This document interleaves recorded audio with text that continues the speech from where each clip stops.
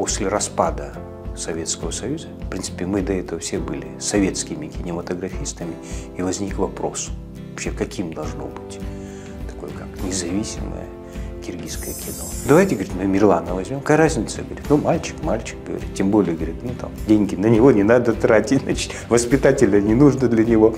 То есть это была такая первая игра, и вдруг как бы в нем обнаруживается человек, который, в общем-то, очень органично вписывается в нашу как бы природу кино и наше понимание кино. Конечно, я слышу укор, вот так все время снимают про село, там, но если я живу в селе, если я здесь как бы вырос и знаю все, что происходит вокруг меня, и, в принципе, я пытаюсь как бы через село рассказывать все, что происходит в моей стране. Ты, говорит, нормальный человек. Человек, который еще, ну, как бы не очерствел, говорит, как мы, говорит. Вот, то есть ты, говорит, переживаешь вот каждый эпизод, каждое состояние, ты, говорит, выбираешь себя, и как бы это результат того, что ты, ну, как бы в образе. И он, когда замкнул, то есть вот эта искра полностью обожгло его руку. Вот он был в перчатке, и вот весь колпак, он был, ну, просто он был, ну, как такой прожженный этими искрами. Мы потом его реставрировали, ну, то есть какие-то отпечатки остались. И что вот, что как бы вот нравится в актерах, в каскадерах, они никогда, вот пока я не скажу стоп, они то есть они никакого виду не подают. И он висел там просто. И когда я сказал стоп, и он только начал тогда стонать, и эти каскадеры подбежали. То есть он уже не мог сам спускаться, его спустили.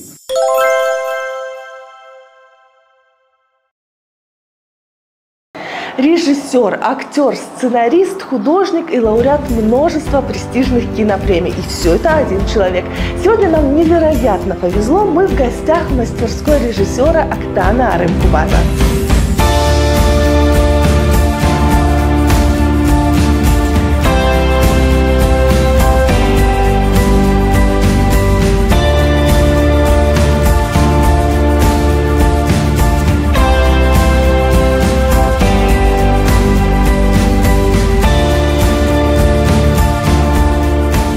Я в своем творчестве сделал две кинотрилогии. Первая часть называется «Я вспоминаю, переживаю». То есть 3 фильма, связанные с моей автобиографией. Вот, это «Селкинчек», «Бишкемпир» и «Маймыл». Вот. И из этой трилогии как бы «Селкинчек» – это такое, как бы, можно сказать, такая поисковая картина, где, значит, я, ну, в том числе и моя группа, мы пытаемся нащупать такой, как бы, новый язык в кино. Это было связано с тем, что, ну, после распада Советского Союза, в принципе, мы до этого все были советскими кинематографистами, и возник вопрос, вообще каким должно быть такое, как независимое киргизское кино. И вот «Селкинчек» – это как бы такая первая попытка найти свои корни, ну, я имею в виду вообще в природе кино, о эстетике кино, о языке кино. В общем, она такая была очень лабораторная. И, в принципе, после картины, этой картины, стало понятно, что нужно делать как бы некий цикл, наверное. Вот. Я не думал, что будет триптих, но в конечном итоге это превратился в триптих. И вот среди этих картин как бы Бишкемпир такое, как центральная часть. Ну, как бы есть такое понятие, как левая часть, правая часть триптиха и центральная часть. Вот Бишкемпир – это центральная часть триптиха.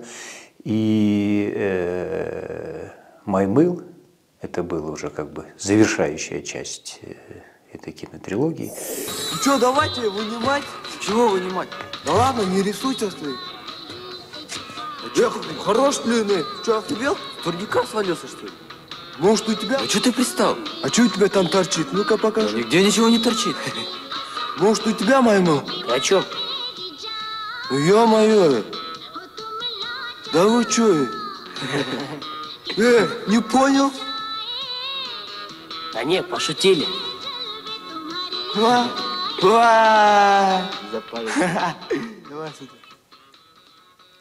В этой картине, как бы, можно сказать, такое как бы одну из главных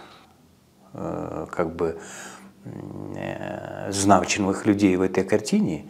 Вот я об этом никогда не говорил. Я первый раз как бы для вас делаю эксклюзив. Это Мирлан Абдыкалыков. Это мой сын. Значит, я вообще Абдыкалыков, но потом я поменял свою фамилию. Об этом много сказано, чтобы я не повторялся. И вот все эти три картины, значит, вот когда мы говорим о некой трилогии, там должна быть такая взаимосвязь всех этих трех композиций. И в этом смысле Мирлан был таким связующим, ну хотите, нитью, доминантом. Вот. И вообще это было как бы в начале такое, как, ну, Селькинчек это некая игра была, игра в кино. Вот. И ну, просто мы брали все, что у нас под рукой, такая старая пленка, камера, там, значит, мы ездили, у нас вообще не было ни Лихтваген, ничего, мы даже вот, потом на фотографии вы видите, значит, мы ездили на бричке, возили технику, вот, это такое как бы была вот такая, ну, не знаю, молодость наша в кино, и такое желание сделать что-то необычное. В принципе, считают, что Селькинчек одна из самых необычных моих картин. И вот Мирлан, просто мы начали искать актера. Талгат Асранкулов, это мой художник-постановщик, Хасан Кадралиев, мой оператор, с кем я практически сделал все свои картины. И вот они говорят, ну давайте, говорит, мы Мирлана возьмем, какая разница? Говорит, ну мальчик, говорит, тем более, говорит, ну там деньги на него не надо тратить, значит, воспитателя не нужно для него. То есть это была такая первая игра, и вдруг как бы в нем обнаруживается человек, который, в общем-то, очень органично вписывается в нашу как бы природу кино и наше понимание кино. И вот он как бы начинает переходить из одной картины в другую, и вот потом, значит, этот мальчик вырастает, потом становится режиссером, сейчас он сделал 3 картины. Это такая как бы совершенно необычная судьба в кино. Ну, то есть вот вроде бы, это же всегда, ну, быть в тени у отца, это мне кажется, такая, ну, очень большая ноша для ребенка. Ну, вот, и даже когда взрослый, в общем-то, на него такой откладывается некий отпечаток. Но мне кажется, он как бы это испытание достаточно хорошо прошел.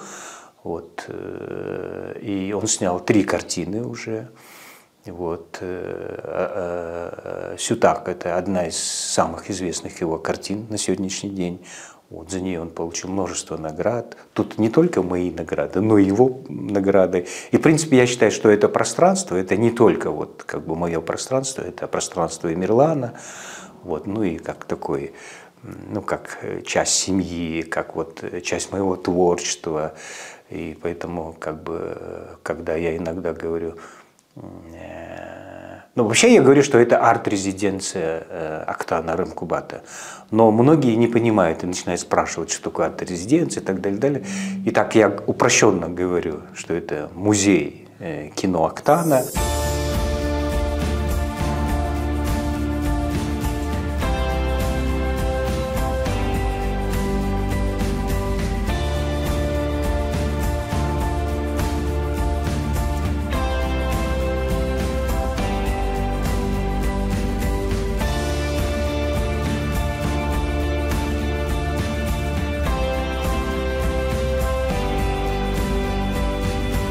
Мы писали сценарий короткометражного фильма «Колонка».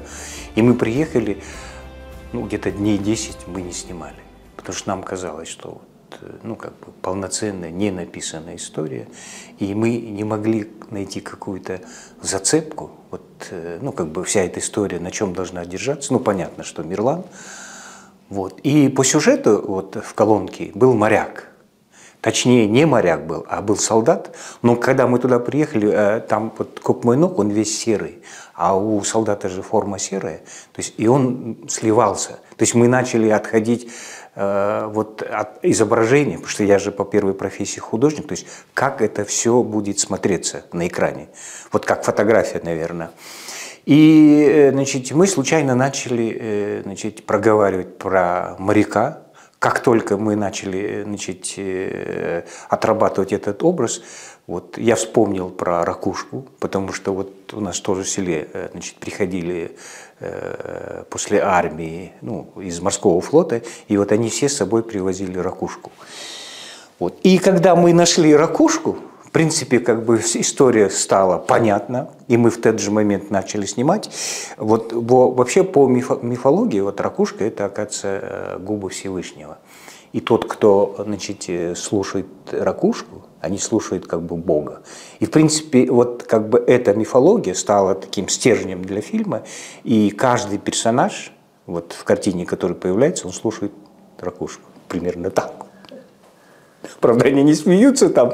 И, в принципе, даже потом, когда мы, значит, завершили картину, мы хотели назвать «Ракушка».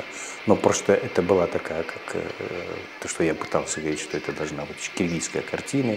И вот сама «Ракушка», мы не нашли перевода. И потом, там, в принципе, история тоже как бы вокруг Селькинчека. Такое детство, качели. И потом мы, в принципе, назвали Селькинчек.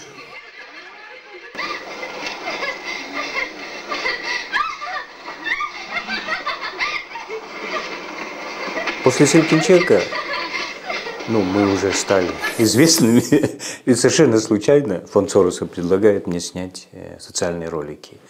Вот если помните, тогда были очень популярны русские социальные ролики, там «Позвони родителям», «9 мая», в общем, там полно было. Значит, крутили по телевизору. Вот. Тогда была Чнара Джахипова, директором фонда Сороса. Он говорит: Ахтан, попробуешь? Ну, я говорю: Чнаршина, я никогда не снимал, говорю, ролики. Ну, будет какая разница, кино, ролики. Говорит: давай, говорит. И это было, значит, один из самых известных, значит, проектов в сфере рекламы. Я думаю, не только Кыргызстана. Я думаю, ну, я осмелюсь сказать, по Центральной Азии, потому что, ну, они просто прогремели. Вот, из них самое известное – это «Ыры салды интымак» о близнецах. Вот.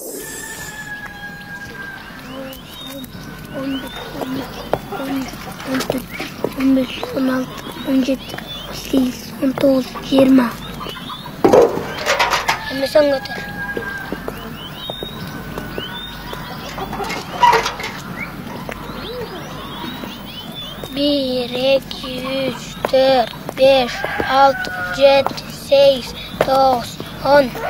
Жарайт. Не жарайт. А что жарайт? Ту? Не турбайт. Не. Кемне? Кемнен терже. Өзүңжө. Жинди.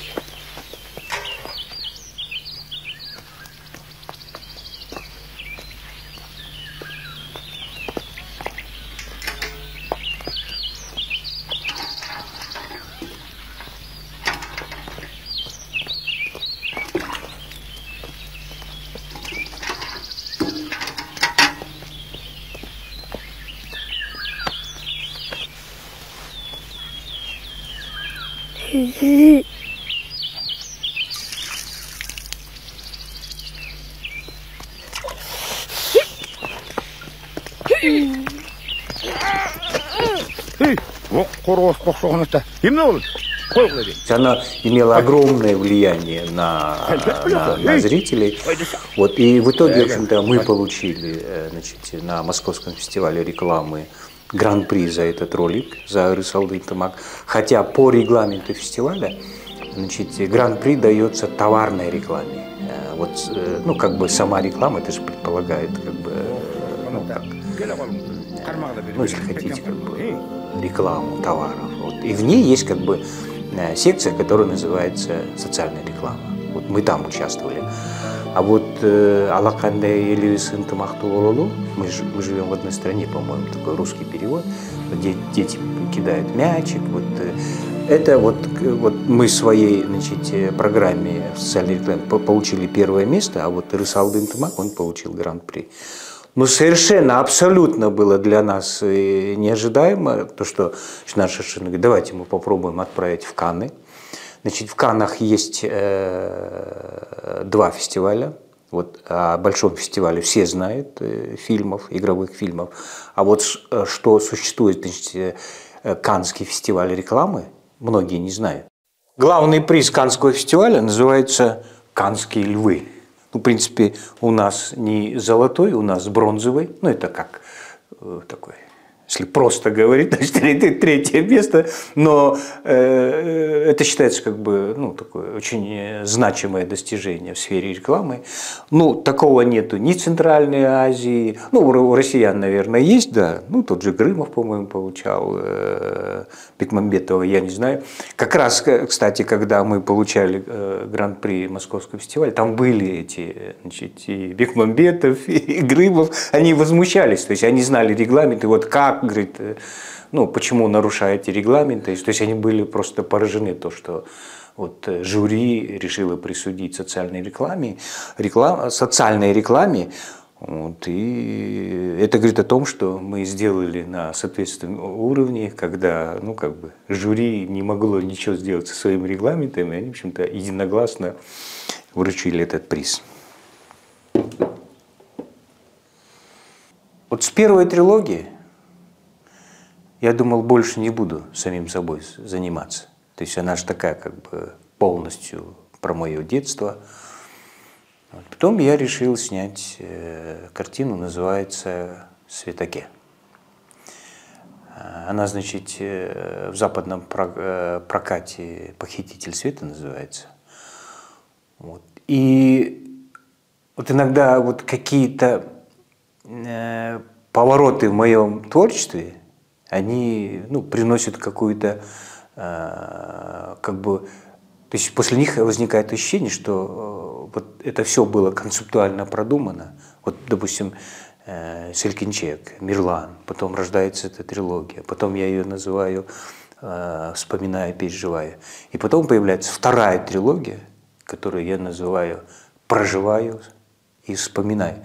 То есть вот через Светоке, точнее, не через Светоке. Если там был ключевой фигурой вот этой трилогии Мирлан, то здесь ключевой фигурой стал я.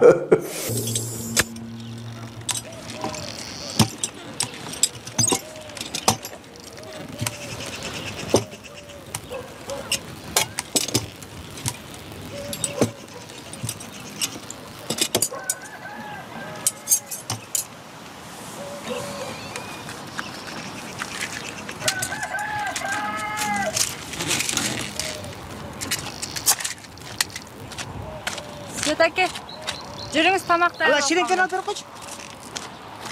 Жеткіре алар екен.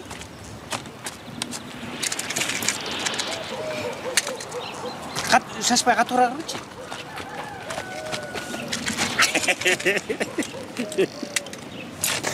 Но это было совершенно случайно. Значит, мы долго искали актера. В конечном итоге мы решили, значит, снять казахского актера. Ну, вообще он художник, но он и актер, Сабит Хурманбеков. Он даже сюда приехал, мы делали пробы, фото, видео. И в последний момент он отказался. Но и у нас тоже вот мы не могли прям вот несколько раз пытались запускаться. Я сейчас не помню по времени, сколько было вот эта сама подготовка. То есть мы не могли собрать бюджет.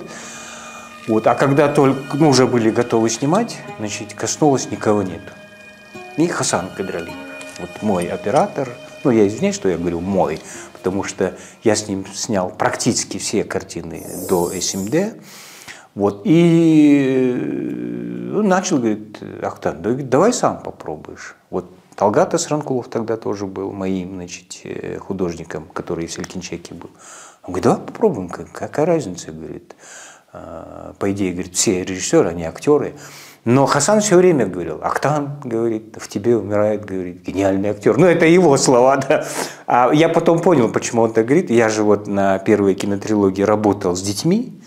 Вот чем больше детям объясняешь, тем они начинают путаться. Им нужно просто показывать. И я все время приходил, ну, какой-то, значит, мизансцену разводим, все, я им показываю, как себя вести, там, еще чего-то там. И, видимо, он все время же возле камеры стоит, и он видит, то есть, мои какие-то актерские способности, наверное. Вот, ну, и мы долго смеялись, вернее, они долго смеялись, издевались надо мной. Ну такой он же все-таки смешной образ. Кстати, вот такого смешного, наивного, такого доброго, я иногда так говорю, но в этом есть доля правды, я говорю, что такого я актера не смог найти. Вот мне кажется, доброго трудно играть.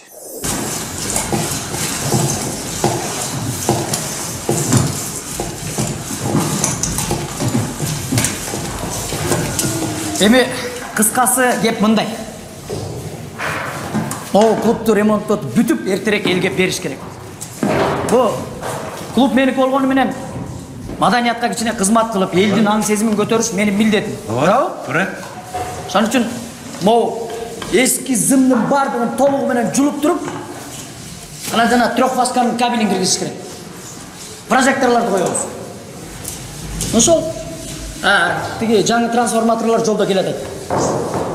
Кандай дейсиз? Туура. Туура болуш керек. Колдон келеби? Келет. Колдон баары келет. Жок кечириз. Келет болуш керек.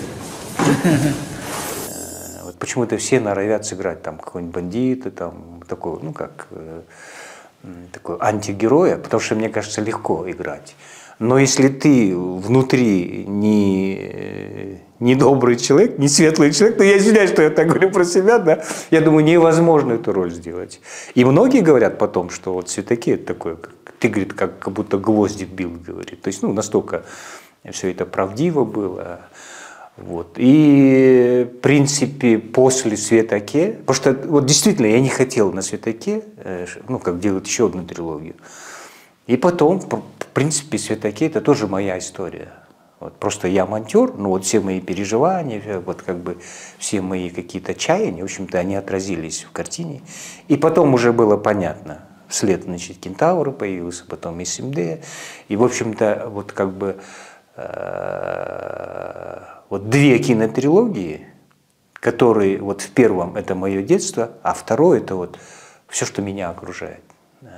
Вот истории, люди, проблемы, вот, ну, вся жизнь, которую проходит в стране, вот, то есть она конкретно, вот, я все время же снимаю на Иссык-Куле свои фильмы, вот такой как Тон есть район, вот Барбулах, значит, Кокмойнох 1, 2, потом Маймыл был, значит, в Рыбачьем, то есть вот какое-то пространство, где я снимаю все свои фильмы, это вот как бы некая метафора нашей страны, где вот таким образом, в принципе, живут как бы киргизы, можно сказать. Иногда, конечно, я слышу укор, вот так там все время снимают про село, там, но если я живу в селе, если я здесь как бы вырос и знаю все, что происходит вокруг меня, и, в принципе, я пытаюсь как бы через село рассказывать все, что происходит в моей стране, наверное. Вот, и вот на Светаке, это, конечно, первая же роль была. Я тогда просто понял, вот, насколько трудно быть актером. Потому что вроде бы так, ну, снимаешь, как-то не придаешь значения. Но когда ты появляешься перед камерой, это совершенно другие ощущения. Вот я вначале почему-то все время плакал. Вот я не мог понять. Один, ну, снимаю эпизод, второй, третий. И мне просто неудобно стало. То есть я все время подводил эпизод к тому, что герой должен плакать. Вот не мог ничего с собой сделать. И потом Талгат. Я говорю, Талгат, я почему-то говорю, неудобно. Вот. Он говорит, так там, ты, говорит, нормальный человек. Человек, который еще, ну, как бы не очерствел, говорит, как мы, говорит. Вот, то есть ты, говорит, переживаешь вот каждый эпизод, каждое состояние, ты, говорит, выбираешь себя, и как бы это результат того, что ты, ну, как бы в образе, говорит. И после этого мне как-то стало легко, то есть вот я не стал стесняться, ну и, конечно, и плакать перестал, наверное, но звукоператор Бакыт Ниязалиев, значит, тут же, когда снимаешь, здесь петличка вот прям клеит на тело, то есть они закрывают не как вот у журналистов, вот они просто прячут, чтобы ничего не видно было. И он говорит, так, ну, плачешь, говорит, это одно, говорит. Но ты заходишь, говорит, на площадку, тебе начинает, говорит, колотить, у тебя сердце, говорит, прям, потом начинается, говорит, голос меняться. Я к чему все это рассказываю? Я не думаю, что вот актер на площадке появляется, он так сопереживает, как бы, этой историей. Они все время говорят, как, скажите, Ахтамбеке, как надо сыграть? Вот для меня это самый такой, как, не очень хороший вопрос, который я слышу. То есть я все время жду, что они скажут. Наверное, да, конечно, ну, есть такое понятие, как бы режиссер, он лепит актера, там еще чего-то, но есть, наверное, другой метод работы с актером, когда ты хочешь понять Вот что он тебе даст, вот все этой истории, которые ты написал. Ну, это, я думаю, что как бы разные подходы работы с актерами, но мне кажется, это отпечаток наложило, что я работал с детьми, вот, где я все время ждал от детей, то есть они не играют, они живут. Если ты долго, как бы, ну, в принципе, долго ты ищешь актеров, но если ты находишь такую, как органичную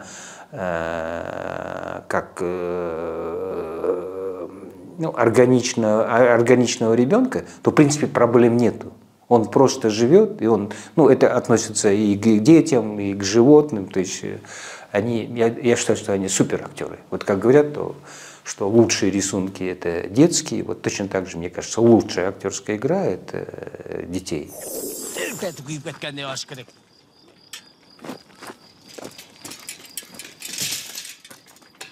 Бирок өлбөшүң керек.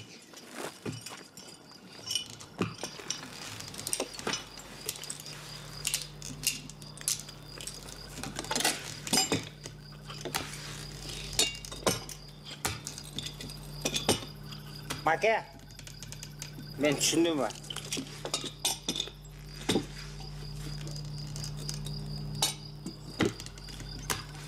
Эй, Светакай! Сезимсиз жашоочу!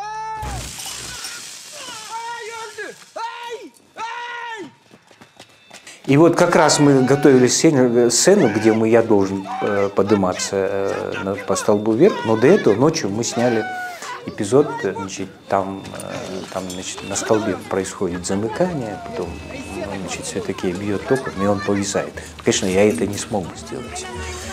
И актер, вернее, в смысле, дублер мой, Мурат его зовут, значит, мы все, ну, подготовили, Хасан привез из Алматы, там такое, как бы, специальная такая маленькая взрывчатка, которая внизу замыкает, и она дает вспышку, ну, будет полное ощущение, что это замкнуло, ну, как обычно провода замыкают. И туда полез, значит, каскадер, вот, и у него, ну, то есть это мой колпак на светаке, вот он надел.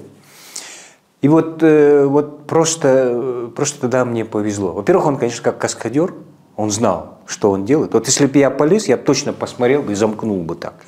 И вот он, когда замкнул, он, оказывается, спрятал голову, еще у него были перчатки. Я вообще без перчаток подымался на столб, то есть это же мы монтаж не снимаем.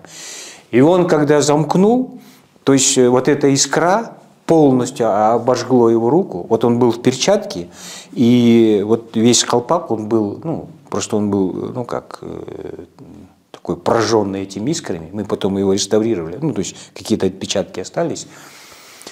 И что как бы вот нравится в актерах, в каскадерах, они никогда, вот пока я не скажу стоп, то есть они никакого вида не подают.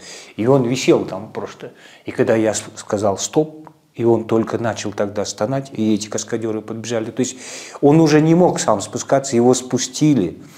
Вот. А сейчас он Мурата встречает, говорит, Ахтамбайке, говорит, вот Светаке, говорит. И у него такие пятна остались на руке. Ну вот обычно же ожог, потом он как бы, когда заживает, такие пятна белые получаются. Вот такая как бы какие-то курьезы, которые происходят на фильме. СМД, ну такая как бы завершающая, ну можно сказать, последняя, одна из последних моих картин. В принципе, я там собрал практически всех героев, значит, натуру, реквизиты. И они снимались именно в тех местах, где я снимал. То есть такая как бы картина, которая вобрала все эти 5 предыдущих картин в одну картину. Это совершенно другая история.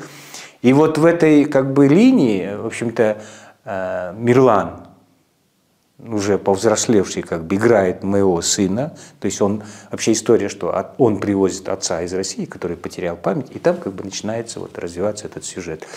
Я к тому, что как бы все эти, ну такие как бы бусики, которые были разбросаны по всему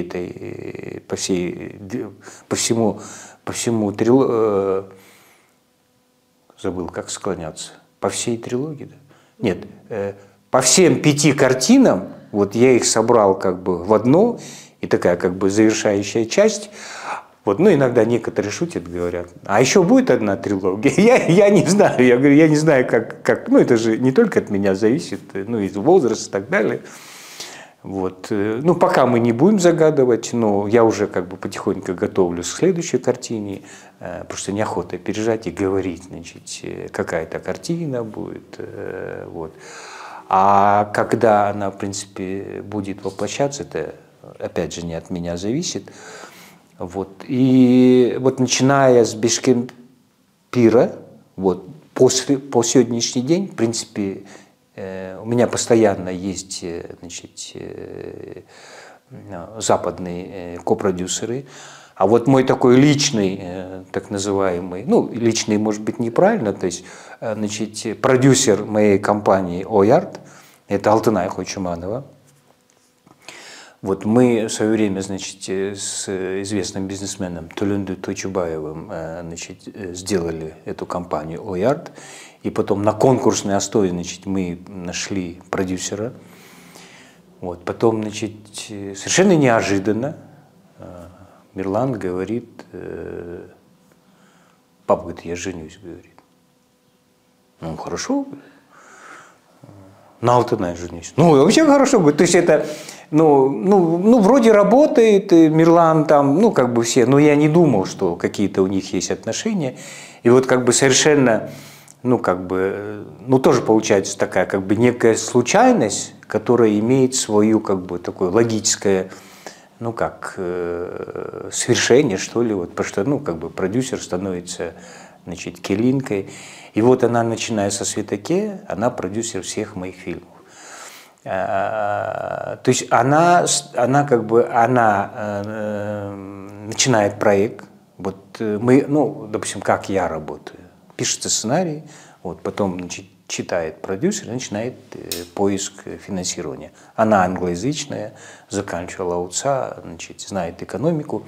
И на сегодня, не потому что она Келинка, на сегодня, в принципе, об этом все знают. Это один из самых профессиональных продюсеров. Вот, потому что это у нас большая проблема нашей сферы кино, потому что в советское время же это были деньги из Москвы, то есть как бы все на готовом. А вот после распада Союза, в принципе, мы все частично были продюсерами, сами искали деньги. И вот просто мне повезло, значит, скорее всего, это через Төлөнду, вот он как бизнесмен предложил такую как бы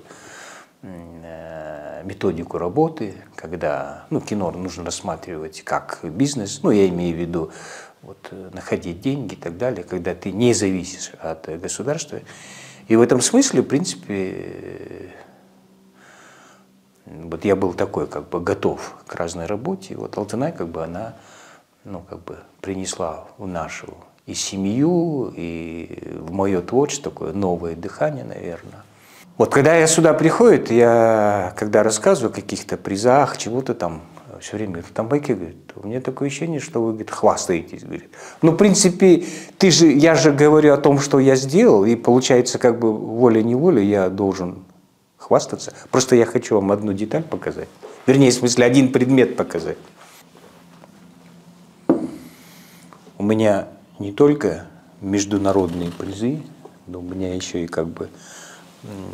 То есть вот это государство, ну, как бы высшая государственная награда, орден Манаса 2 степеней. Значит, 3-я степень и 2-я степень.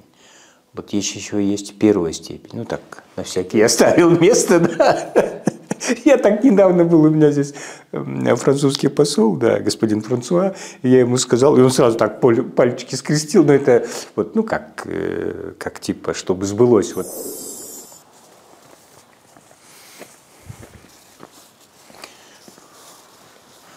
Вообще эта идея сделать такое арт-резиденту пришла совершенно случайно. Я же художник по первой профессии, и у нас как бы такое трепетное отношение к реквизиту, ну, к предметам, которые, значит,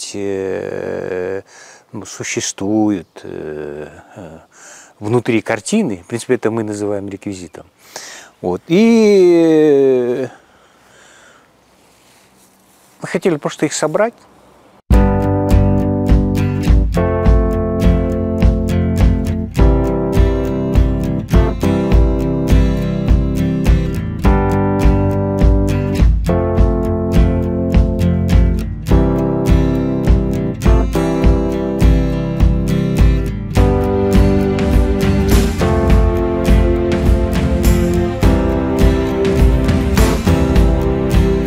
снял первую картину «Где твой дом, улитка», и телефон, вернее, телефонная будка оттуда.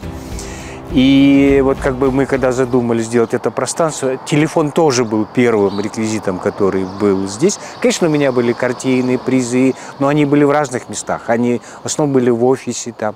Но мы просто все это как бы сомкнули здесь. И вот сейчас как бы это такая арт-резиденция, ну, в простонародье говорят музей.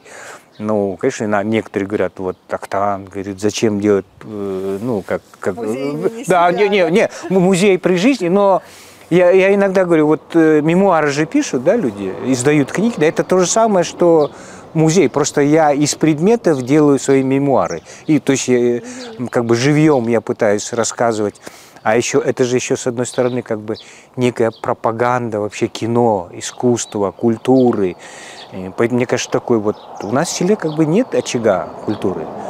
Был когда-то, значит, у нас клуб, но его отобрали, значит,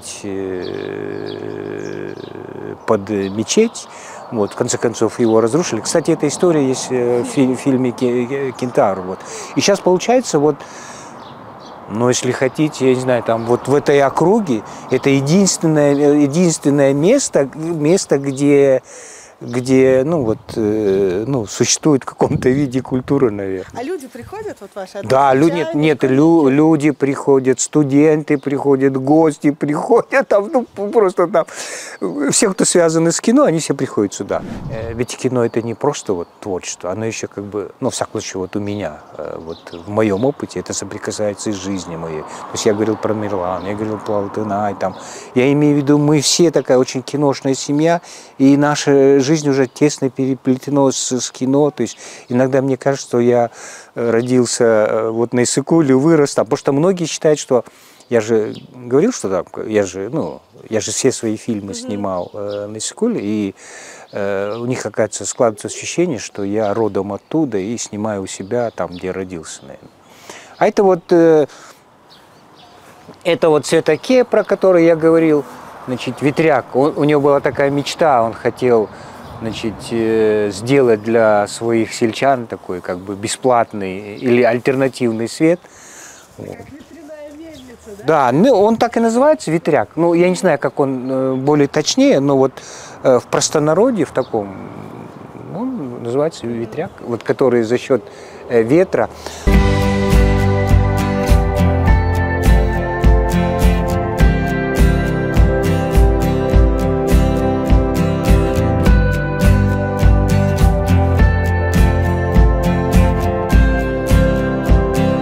Это вообще гараж, ну, вот само предназначение, да. И когда мы задумали, ну, сделать арт-резиденцию, ну, понятно, что как бы без кинозала, ну, немыслимо представлять человека, который работает в кино. Думали построить, ну, у Мирлана была такая идея, но почему-то все время мне нравился гараж. Во-первых, вот здесь на 15 человек место. Вот. И ну, когда больше, если приходит людей, в принципе, вот, трудно в этом пространстве. И потом, когда начинаешь говорить, ты не можешь с ними найти связь. То есть, ну, я обычно так говорю, когда я говорю с кем-то, то я смотрю в глаза и как бы чувствую, как люди слушают. Это, скорее всего, наверное, от съемочной площадки идешь. Ты когда с каждым актером имеешь контакт, в том числе и с группой, ну, такое как бы чувство площадки. И вот в этом смысле, видимо, когда приходят люди, хочется, чтобы я их чувствовал. И в этом смысле это идеальное место, когда, ну, 15 человек достаточно. И бывает иногда люди приходят смотреть фильмы, потом здесь же мы обсуждаем фильмы. Вот. Иногда я просто показываю это пространство, ну и говорю тут о плакатах, потому что когда вот смотреть, потом здесь показывать фильм, это все, ну, немножко утомительно получается. И поэтому, то есть зал, возможность смотреть, тут все мои фильмы. Вот. И я попытался как бы собрать часть плакатов. Вот в кино, ну, скорее всего, я и Мирлан, который имеет как бы дистрибьюцию по всему миру. То есть это не такой, конечно, не голливудский прокат, но они имеют свои кинотеатры, такие артхаусные кинотеатры есть в Западе, и мы там показывают наши фильмы.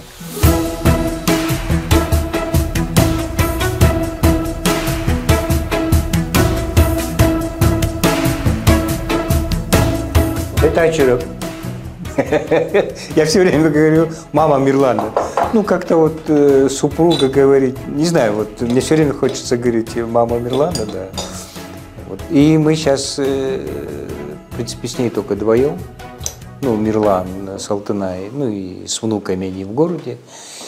И вот, ну, как бы арт-резиденция, ну или, как я говорил, музей, да, в принципе, оно как бы имеет такое логическое завершение.